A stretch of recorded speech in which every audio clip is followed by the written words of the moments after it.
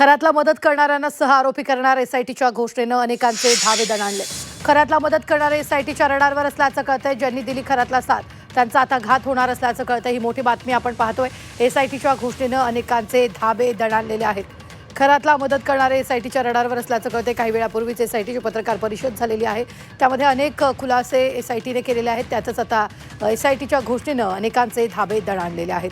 खरातला मदत करणाऱ्यांना सुद्धा 6 आरोपी करणार असल्याचं एसआयटीने यावेळी स्पष्ट केलं।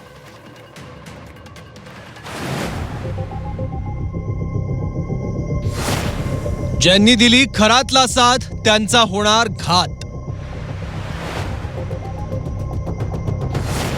खरातचे साथीदार पोलिसांच्या रडारवर। खरातच्या साथीदारांना पोलीस 6 आरोपी करणार।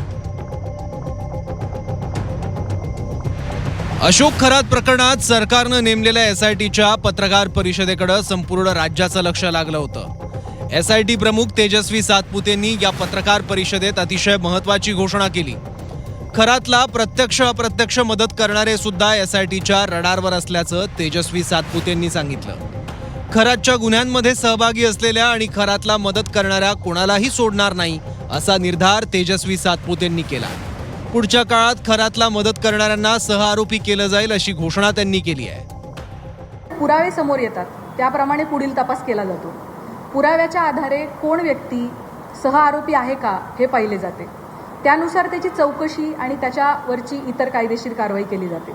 त्यामुळे या गुन्ह्यांच्या बाबतीमध्ये देखील हा गुन्हा घडण्यासाठी मुख्य आरोपी सोडून इतर कोणी कारणीभूत ठरलं आहे का, कोणी याची इकोसिस्टीम निर्माण करण्यामध्ये सहाय्यभूत ठरलेलं आहे का, या अंगाने सुद्धा आपण तपास करत आहोत। या गुन्ह्यांची पार्श्वभूमी तयार करण्यासाठी कोणी मदत केली आहे का, याबाबत पुराव्यानिशी जर आपल्याला निष्पन्न झालं तर त्याविषयी निश्चित कायदेशीर कारवाई केली जाईल। त्याबाबत आपण कोणीही मनामध्ये कुठल्याही पद्धतीची शंका कृपया बाळगू नये। गेले 17 दिवस एसआयटी या गुन्ह्यांचा तपास करत आहे। आमचा तपास अजूनही सुरू आहे। अशोक खरातच्या प्रकरणात तपास करताना एकूण 12 गुन्हे दाखल करण्यात आले आहेत। 9 गुन्ह्यांचा तपास एसआयटीकडे, 2 गुन्ह्यांचा तपास अहिल्यानगर पोलिसांकडे, 1 गुन्ह्याचा तपास नाशिक शहर पोलिसांकडे। एसआयटीमध्ये 2 उपअधीक्षक, 3 पोलीस निरीक्षक, 3 सहाय्यक पोलीस निरीक्षक, 10 पोलीस उपनिरीक्षक, 6 पोलीस अंमलदार असे एकूण 24 पोलिसांचं पथक अशोक खरातची पाळमुळं खणून काढण्यासाठी कामाला लागलंय। खरात याच्या विरुद्ध नाशिक आणि नगर जिल्हा या दोन्हींमध्ये मिळून एकूण 12 गुन्हे दाखल झालेले आहेत, ज्यामध्ये अशोक खरात आरोपी आहे। या 12 गुन्ह्यांपैकी 9 गुन्ह्यांचा तपास हा एसआयटी करत आहे, 2 गुन्ह्यांचा तपास अहिल्यानगर पोलीस करत आहेत आणि 1 गुन्ह्याचा तपास नाशिक शहर पोलीस करत आहेत।